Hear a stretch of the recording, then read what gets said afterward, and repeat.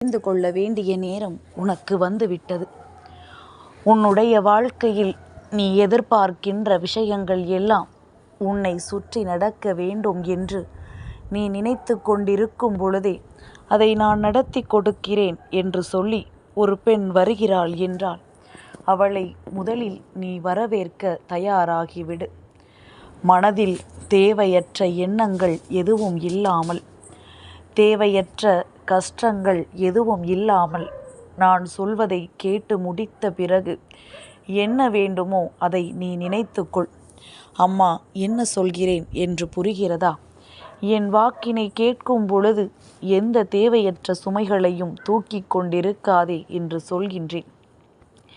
நீ ஒவ்வொரு கஷ்டங்களையும் தூக்கி சுமப்பதனால்தான் இந்த வாழ்க்கை உனக்கு கொடுக்கின்ற பல நல்ல விஷயங்கள் கூட என்னவென்று உனக்கு தெரியாமல்